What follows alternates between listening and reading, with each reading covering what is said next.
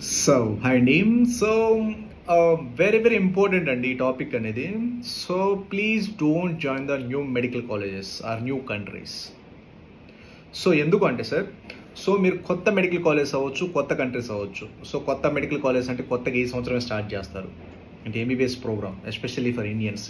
లేదా కొత్త కంట్రీస్ అనుకోండి, ఈ ఇయర్ నుంచే స్టార్ట్ చేస్తారు. సో కాబట్టి కొత్త మెడికల్ కాలేజెస్, కొత్త యూనివర్సిటీ అనేది ఎట్టి పరిస్థితుల్లో కూడా జాయిన్ అవ్వద్దు. ఎందుకంటే సో రీజన్ ఏంటంటే సార్, అవి ఫస్ట్ వచ్చేసరికి న్యూలీ అంటే కొత్తగా మన ఇంటర్నేషనల్ స్టూడెంట్స్ని యాడ్ చేసుకోవచ్చు, లేదంటే కొత్తగా ఇంటర్నేషనల్ స్టూడెంట్స్కి ఇన్ఫ్రాస్ట్రక్చర్ డెవలప్ చేయడము, కొత్తగా మెడికల్ ప్రోగ్రామ్ స్టార్ట్ చేయడము.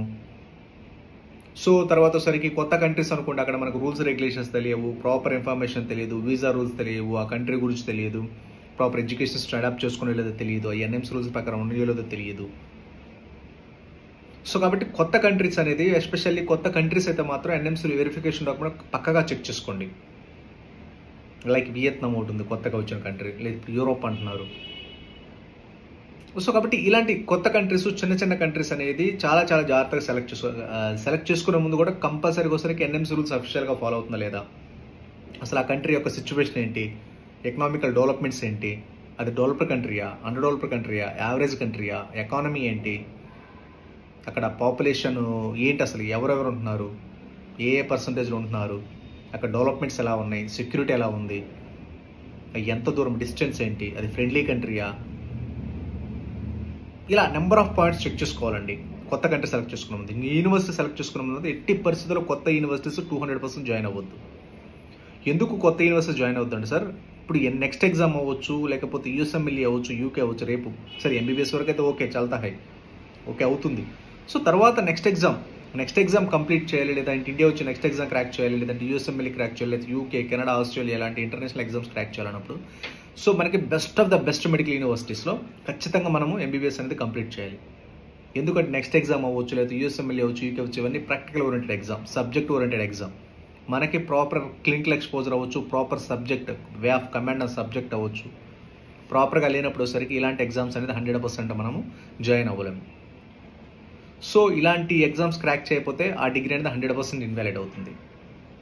సో కాబట్టి కంపల్సరీగా వచ్చేసరికి కంట్రీ సెలెక్ట్ చేసుకునే ముందు అవచ్చు, యూనివర్సిటీ సెలెక్ట్ చేసుకునే ముందు కొత్త యూనివర్సిటీస్, కొత్త కంట్రీస్ అసలు వెళ్ళాల్సిన అవసరం లేదు. ఇంకో విషయం కూడా బడ్జెట్ వైజ్ చూసుకుంటే మీరు ఇంకో విషయం సార్, కొత్త యూనివర్సిటీస్, కొత్త కాలేజెస్, కొత్త బడ్జెట్ అన్నప్పుడు ఏంటంటే మీకు ఆల్మోస్ట్ ఆల్ సరే బడ్జెట్ వచ్చేసరికి మీకు కొత్త కాలేజ్, కొత్త యూనివర్సిటీలో 100% budget comparatively best of the best medical college, old medical కాలేజ్తో పోల్చుకుంటే ఖచ్చితంగా ఎక్కువ ఉంటుంది.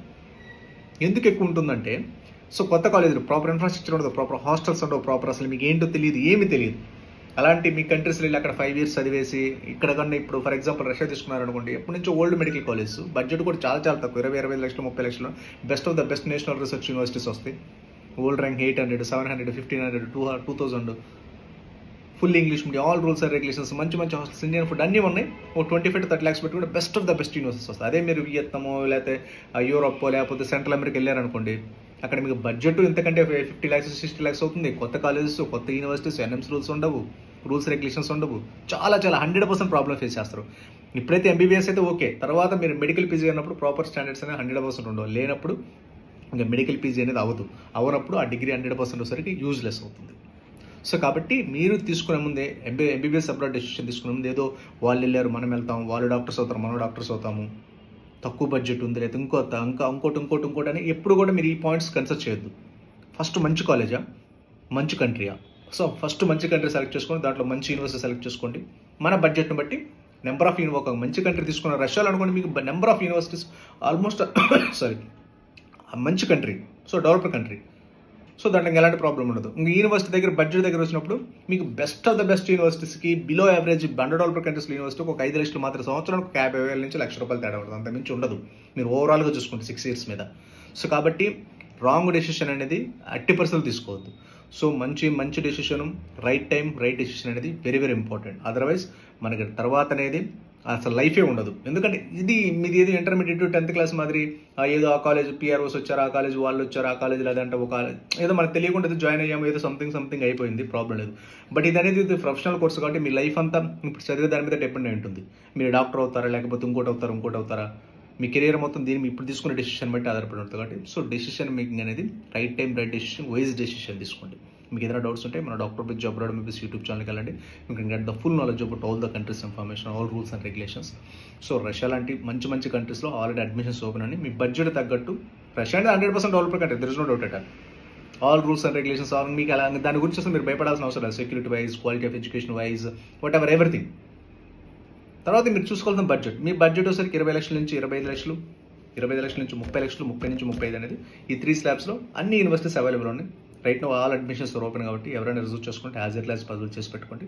సో మీకు కౌన్సిలింగ్స్, తర్వాత రిజల్ట్స్, తర్వాత ఎగ్జామ్స్, ఫస్ట్ ఎగ్జామ్స్, రేపు ఎగ్జామ్స్ అని, తర్వాత రిజల్ట్స్ అని, కౌన్సిలింగ్, అప్పుడు దా టైం వేస్ట్ చేయొద్దు. ఫస్ట్ కౌన్సిలింగ్, సెకండ్ కోర్స్, అప్పుడు దా టైం వేస్ట్ చేస్తే మాత్రం ఈ యూనివర్సిటీస్ అంతా ఉండవు. సో ఎవరైనా రిజర్వ్ చేసుకుంటే as early as possible reserve చేసుకోండి. ఆ అమౌంట్ అనేది బేసిక్ నామినల్ అమౌంటే కాబట్టి మళ్ళీ మీకు ఇక్కడ ఇండియాలో సీట్ వస్తే మీకు అమౌంట్ అనేది 100% రిఫండ్ అవుతుంది. ఓకేనా? మీకు ఏదైనా డౌట్స్ ఉన్నా సరే as early as possible clear చేసుకోండి. మీకు ఏదైనా what ever just WhatsApp and below WhatsApp numbers. Okay, thank you very much.